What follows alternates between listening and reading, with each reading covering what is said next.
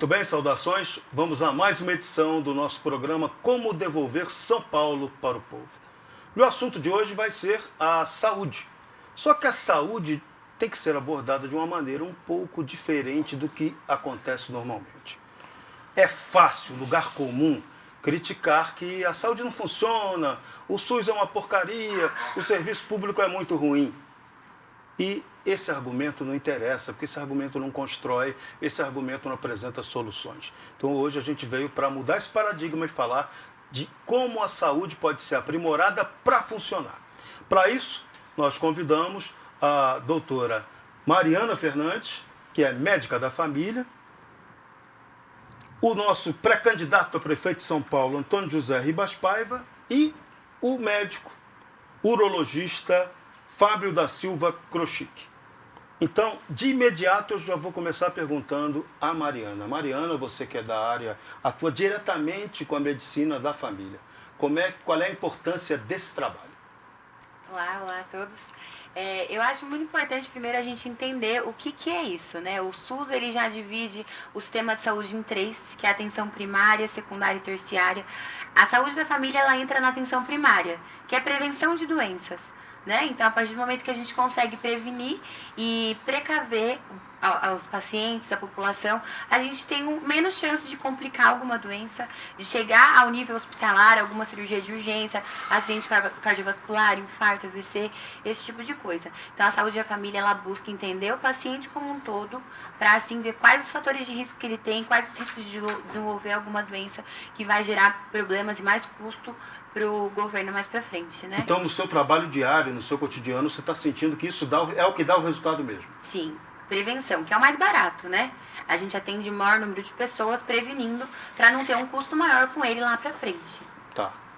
Quantos médicos da família você tem atuando, aonde você trabalha? Então, eu trabalho no extremo leste da cidade de São Paulo, na cidade de Tiradentes. No posto que eu trabalho, a gente abrange por volta de 2.000 famílias. São 3 equipes, cada equipe é composta por um médico, um enfermeiro, 3 auxiliares e as agentes comunitárias. Então, lá são 3 médicos. Esse número é ideal ou poderia aumentar? Qual seria o número ideal pelo que vocês sentem no dia a dia de trabalho? Por ser uma região muito próxima de uma divisa de município, a gente acaba atendendo muita gente de outras cidades, que é uma realidade para muitas outras regiões de São Paulo. Atender uma demanda fora do município. Então, como a gente atende muita demanda de outros lugares também, o ideal seria no mínimo 5 equipes. Sim. Né, para conseguir atender com eficiência e todo mundo que busca, porque hoje eles vão agendar uma consulta, demora 3, 4 meses para conseguir agendar uma consulta. Assim, clínica básicas de rotina. Isso dificulta muito a sequência, né? Com a tecnologia, de que forma a tecnologia pode colaborar com esse trabalho de vocês? Hoje está todo mundo muito interligado em rede social, os zaps da vida, isso é útil para o trabalho? Com certeza, se a gente conseguisse ter uma ligação tudo informatizado, do posto de saúde, desde a unidade de pronto atendimento, ou até o serviço hospitalar, se a gente conseguisse ter essa conexão por computador de todos os atendimentos, em todo o serviço que o paciente procurou, seria maravilhoso. Então, né? Essa informatização é um caminho desejável. Com certeza. E que hoje, com quase todo mundo com telefone celular, isso seria o óbvio lulante, né? A ser praticado pela prefeitura, né? Com certeza. Então é uma ideia que você acha que vale e tem que acontecer. Sim. A sistematização da parte de computadores de todo o sistema seria muito bom. Unificar, né, todos. Sim. Porque por computador acaba que já é. Que bom. Doutor Fábio, o caminho é esse? Saúde da família? Sem dúvida. A gente tem que aproveitar o que já tem de disponível e utilizar de forma melhor. Eu atuo em atendimento secundário e terciário. Secundário na prefeitura, onde eu atuo no pronto-socorro, e terciário no Hospital do Homem, em que eu faço a área de uro-oncologia, embora as outras áreas de urologia também.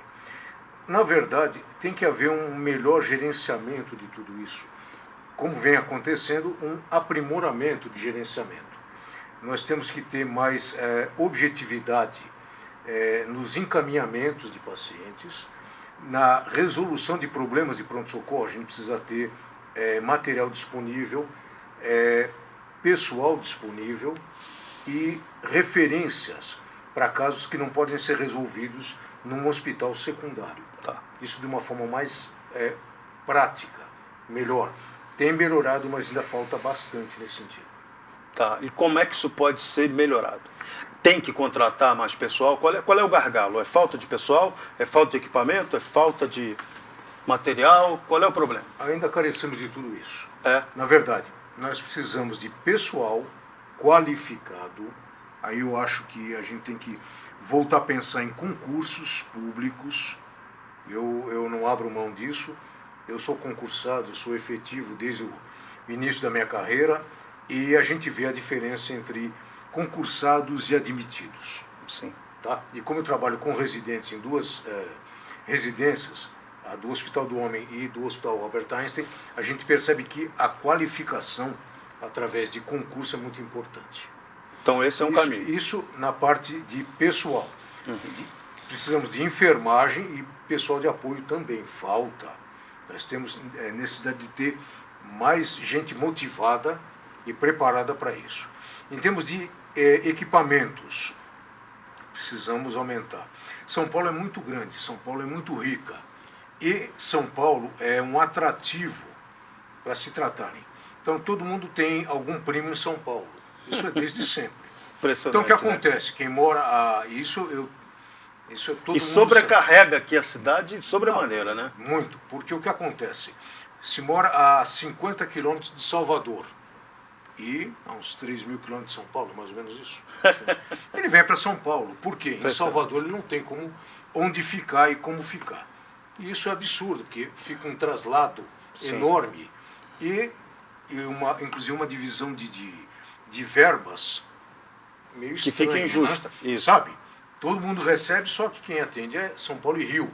Rio nem tanto hoje, mas São Paulo e Rio. Isso é problema. E a terceira coisa que você falou, material, de pessoal e de equipamentos, né? Que é uma coisa, equipamento é uma coisa muito séria, porque é caro, né? Sim, é a parte cara da medicina. E no Brasil, nós temos um problema sério que se chamam impostos sobre equipamentos. Neste governo, estamos tendo uma melhora nesse sentido. Ele reduziu drasticamente, o governo federal, reduziu uma série de impostos e isentou algumas coisas da área médica de impostos. Não tem sentido você cobrar sobre equipamento médico ou medicamento, cobrar impostos altos. Porque no fim quem paga é o povo. Sim. Não tem. Você está tirando para o povo pagar. Então isso foi uma medida muito salutar, a redução de impostos. Isso vem a melhorar, porque realmente alguns equipamentos são caríssimos já no país de origem, embora o Brasil já produza muita coisa também, em termos de medicamentos e de equipamentos. Sim. Vamos lá. O que seria uma unidade de saúde ideal? O que tem que ter uma unidade de saúde para ela atender bem a população? Bom, desse sentido, né? Da saúde primária, da secundária como a e da Mariana terciária. falou, a prevenção é fundamental. Então, os exames periódicos, a prevenção, né? Por exemplo, do câncer ginecológico, do câncer de próstata, do câncer de pulmão, do câncer de colo, não adianta, câncer de mama. Então, de tudo que se pensar. O diabetes é um problema seríssimo no Brasil.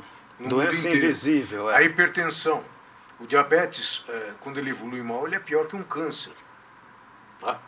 A pessoa fala, diabetes. Não, diabetes é uma coisa muito séria. A Mariana vive muito bem isso. Os desastres que são as complicações do diabetes. E vocês tocaram num ponto que eu acho muito importante, essa questão do rastreamento precoce de uma doença. A partir do momento que eu consigo um bom controle de um paciente que tem diabetes, por exemplo, que o risco dele ter diversas complicações, agudas inclusive, então aumenta o risco cardiovascular dele, o risco de infarto. Se eu consigo controlar esse paciente e suas complicações, a chance dele chegar no serviço secundário, ou principalmente no serviço terciário, que é o hospital, num pronto-socorro, na emergência, diminui muito. Então é uma forma da gente desafogar o sistema, o hospital e o pronto-socorro. Outra coisa que eu acho importante a gente fazer é orientar as pessoas mesmo. Tem gente que não entende o fluxo que as coisas funcionam. Então, porta de entrada para o sistema de saúde é ou UBS, a princípio o ideal seria UBS, saúde básica, ou o CAPS, que é a saúde mental, né? Isso. Então, os pacientes psiquiátricos.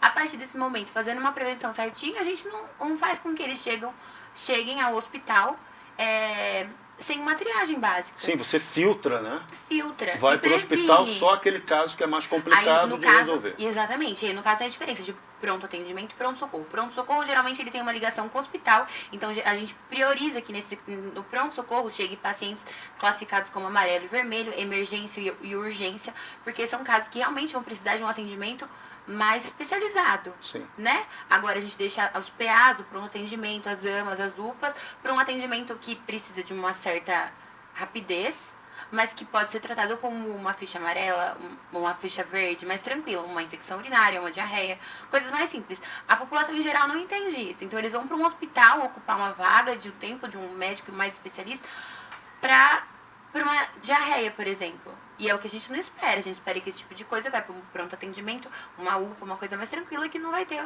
O hospital não precisa desse atendimento tão profundo. Por isso que eu até Né? coloquei para você a questão da informatização, né? Que parece Sim. uma coisa muito óbvia, né? Quanto mais você tiver ferramentas que te ajudem a ter a informação precisa sobre aquele paciente, facilita a vida de todo mundo, Sim. de todos os E termos. para um Inclusive do médico- contato, né, do contato do paciente com o serviço de saúde. O que ela colocou é muito importante. No pronto-socorro, há um mau uso que já é filosófico do brasileiro. Não vou nem procurar o posto de saúde, a UBS, Unidade Básica de Saúde, porque lá vai demorar.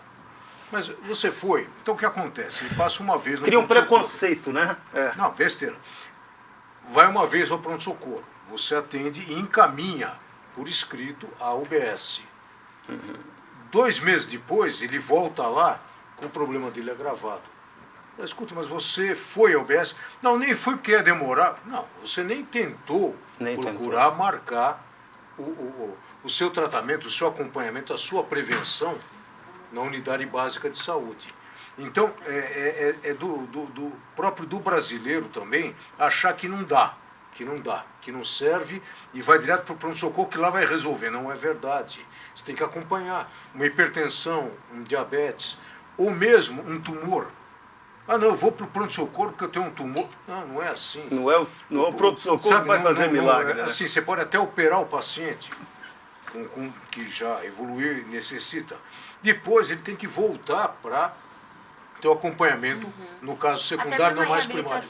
De Sim, alguma coisa. por tudo. Então, há o mau hábito do brasileiro não procurar os serviços de prevenção, dos exames periódicos. A gente insiste nisso porque isso sobrecarrega o hospital. Então, os serviços secundários e terciários.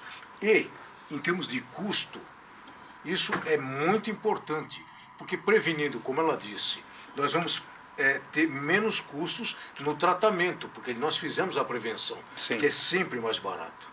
Ah, não, mas vai gastar em fazer uma endoscopia. Sim, se eu tiver que fazer uma gastrectomia, uma colectomia amanhã, Não tem jeito. em termos de custo é muito maior. Nesse comentário. Sabe? Por isso que eu friso na questão de aumentar as equipes básicas para a gente conseguir abranger realmente a população que precisa de determinada unidade básica. Agora, pelo que vocês falaram também, passa muito por uma questão de reeducação da própria população sobre o uso desse sistema de saúde, né? Porque quando a gente Porque começa- a gente nota uma certa mania, o pessoal da iniciativa privada, muita gente consegue lá o seu plano de saúde. Nossa, o cara sai para gastar o plano de saúde, né? E no setor público, quem não tem plano de saúde, acaba sobrecarregando também muito o serviço público sem necessidade. É isso? Isso acontece realmente? Sim, Essa acontece. percepção é correta? Sim, e o que acontece? Os governos deveriam fazer mais promoção do atendimento básico, primário, e fazer publicidade disso. Procure e faça. Agora, o Covid, essa pandemia, tem forçado as pessoas a evitar o hospital. Sim. Mas é pelo medo de contrair o vírus. Sim. Só por isso tem evitado, mas também tem evitado de ir ao posto de saúde. E o que acontece? Eles descompensam e acabam tendo que vir para o hospital por motivo diverso. Dessa vez porque descompensou o que vinha tratando. Isso, tinha aquela regularidade que foi interrompida. Sim. Aconteceu muito isso com você? Aconteceu. Muitos pacientes estão parados. A questão do agravamento a gente acaba não pegando tanto no posto de saúde, mas a gente percebe em coisas simples, desde troca de uma receita até coisa mais simples, exames que não receberam, que já a demanda agora de julho para agosto Deu uma crescida. cresceu muito. Todos aqueles pacientes ficaram março, abril, maio sem procurar o Estava posto por represado. medo, evitando sair e tudo. Agora vem aquela avalanche, Leva, né? nossa. Sendo que se tomaram todas as medidas em todas as unidades para atendimento seguro. Sim. Sim, é uma outra porta de entrada. Tudo. Assim, porque a pessoa, não, que eu não vou. Você não vai por quê? Não, porque é perigoso. Mas mais perigoso é você ficar exposto com as suas doenças ao Covid. Então, Isso. o diabetes é um fator de risco, a obesidade é um fator... Nem vamos falar de tudo isso. Se a pessoa não se controla, não se policia, não procura o serviço primário, ele vai ser candidato ao tratamento secundário ou terciário e vai ter prejuízo. Sim. Todos se prejudicam. Sim. Todos se prejudicam. Antônio José Ribas Paiva, você pré-candidato à Prefeitura de São Paulo. Tudo isso que esses dois médicos acabaram de falar aqui. Dá para implantar? Você, como gestor, eu vai vim encarar aqui esse aprender desafio? Hoje eu vim aprender, ouvir. Não é verdade? Eu tenho, assim, uma ótica leiga do sistema de saúde. Mas, como advogado é o cara que mete o bico em tudo quanto é É conversa, o generalista, né? É o sujeito que... Até porque ele defende o médico, o juiz, o promotor, o engenheiro. Ele tem que ter uma noção. E o paciente E também. o paciente. Que é o cidadão, no caso. É. Por quê?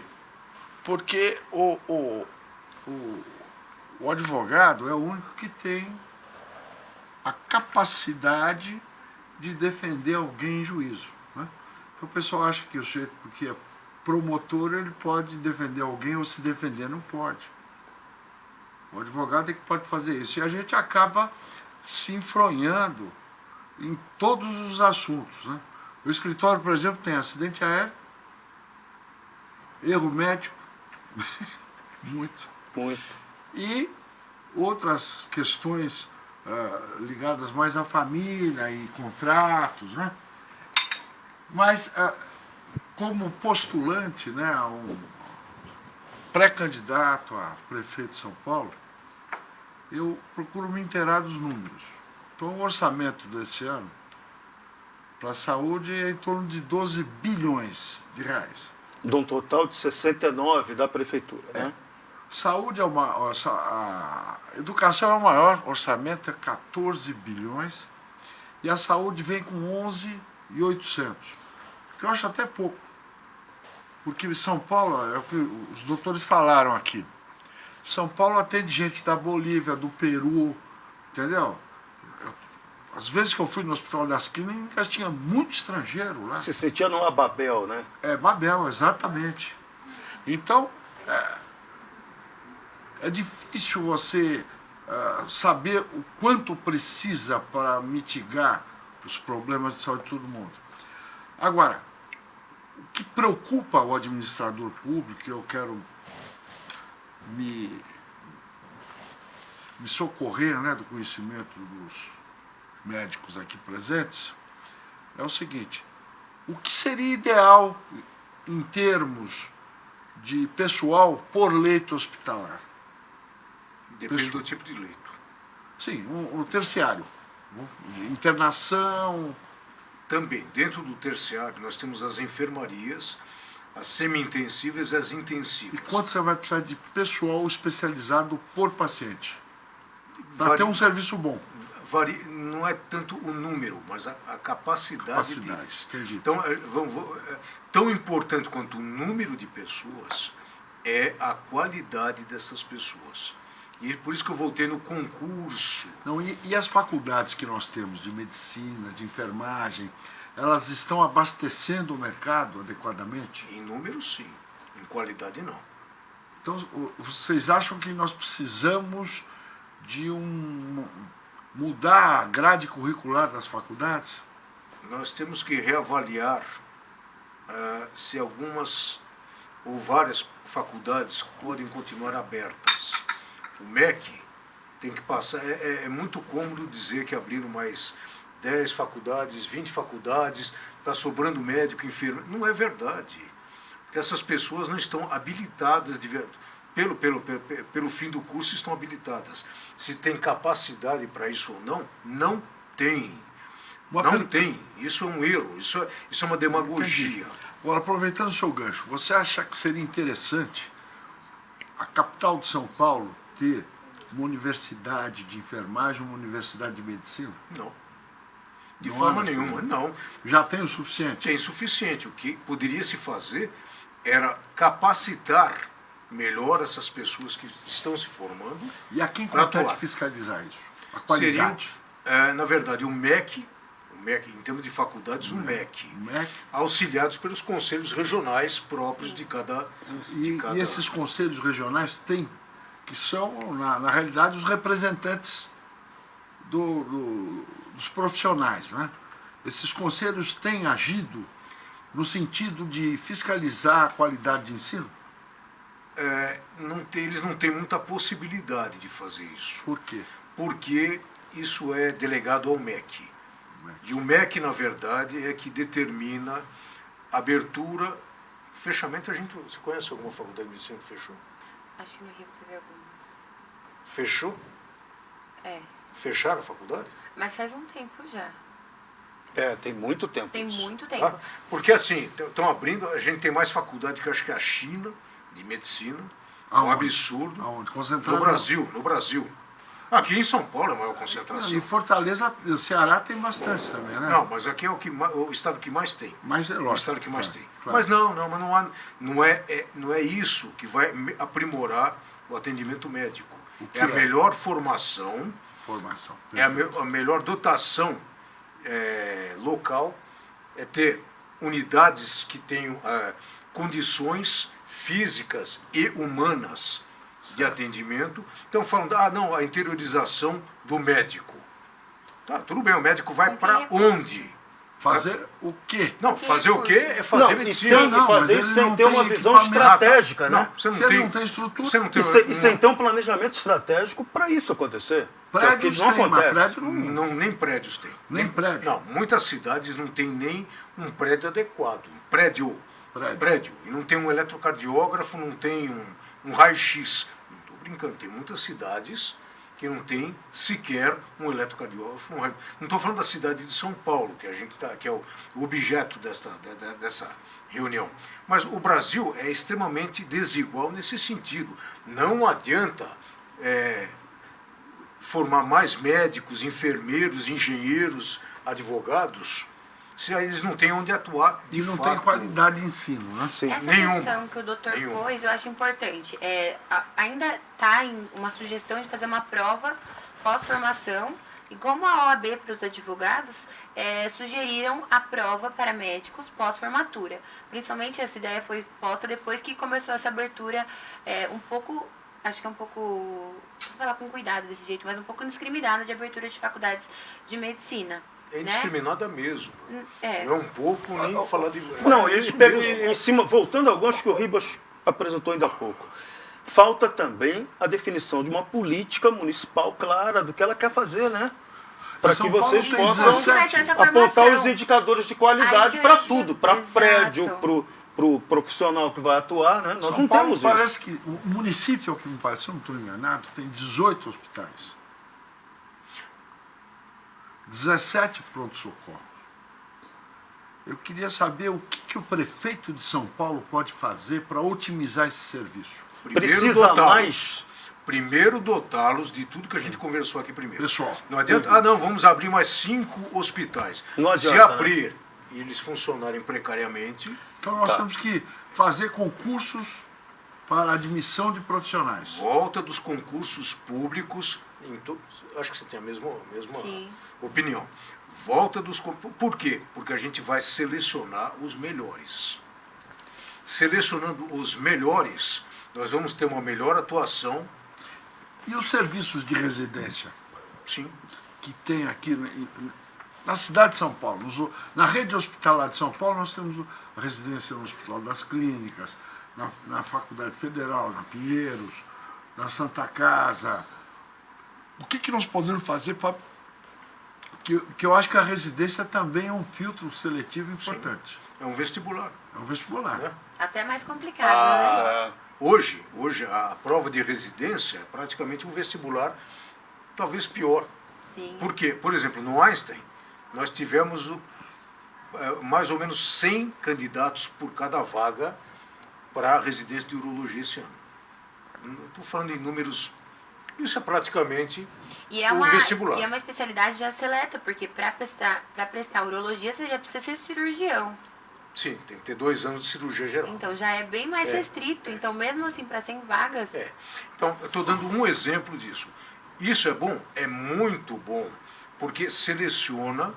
Ah, não, mas então precisa ter bastante gente para atender bastante. Não, tem que ter qualidade no atendimento. Nós temos que ter qualidade. Então, as residências são muito boas. Agora, avançando para a tecnologia, né? Não seria interessante a cidade de São Paulo ter uma pós-graduação multidisciplinar que unisse a engenharia com a medicina? Sim, claro. Não tem isso. Não. E importante, a gente vinha conversando disso antes, mais que a tecnologia, já que estamos falando de medicina, tem que haver uma boa formação médica. É o médico que claro. não é um mero interpretador de exames. A gente não trata exames, eu sempre falo para os residentes. Vamos ver os exames e a gente trata o paciente. Então o médico tem que ser médico. E os exames, a tecnologia, Vão ajudar. vão adicionar subsídios para a gente chegar a um diagnóstico e a um tratamento. Mas não adianta colocar a ressonância de 16 canais para quem não sabe o que fazer com ela. É isso. Eu digo para um passo além. Né? A medicina e a engenharia unir e criar um instituto multidisciplinar em São Paulo. Sendo possível, sem dúvida. Mas lógico que é possível. Uma cidade que tem 69 bilhões de orçamento tem que ser possível. É a 5ª cidade mais rica do mundo. E que tem tantas universidades, né? A gente não está Sim, usando bem o exatamente. conhecimento, né? Fazer convênios com Israel, por exemplo, que eles têm muita preocupação com tecnologia E disponibilizam. e O disponibilizam. importante Eles é vão, que, exatamente. assim, Israel está sempre disposta a disponibilizar, a gente sabe muito bem Exatamente. disso. Estão perdendo isso. Estamos, porque esse investimento, caro, isso não é um investimento barato. Não. Tem um retorno em termos de qualidade de vida e de prevenção, que aí a gente volta no que ela falou. Eu gosto de voltar no que ela falou. Porque assim, a gente vai perceber que o mais avançado de tecnologia nos remete ao quê? A prevenção. Tudo isso, olha, CCC. Então a gente volta da cirurgia robótica mais complexa, do robô mais complexo, olha, mas se no começo tivesse prevenido, tivesse acompanhado, não é só prevenir, acompanhado, não chegaríamos a esse ponto.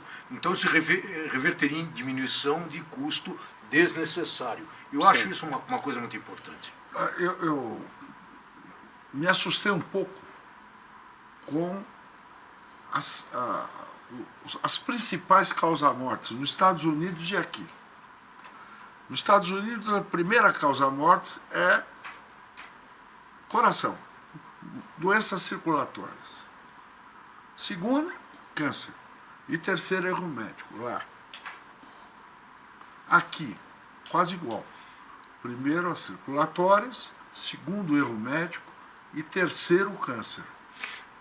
É assim, o erro médico aí, na verdade, está abrangendo o que não é bem erro médico. São pessoas que acabam morrendo em hospital por infecção hospitalar, uma série de coisas. Não, infecção hospitalar, não tem jeito. Não tem. O paciente entubado há muito tempo, o paciente é deprimido, com sua imunidade deprimida, né, com a gente estava conversando, com inanição, com tuberculose, com AIDS, com tudo. A metodologia do estudo é muito dúbia, né? Sabe, isso de falar que é erro médico. E outra, tudo que acontece na assistência médica se chama de erro médico. Isso é uma falácia.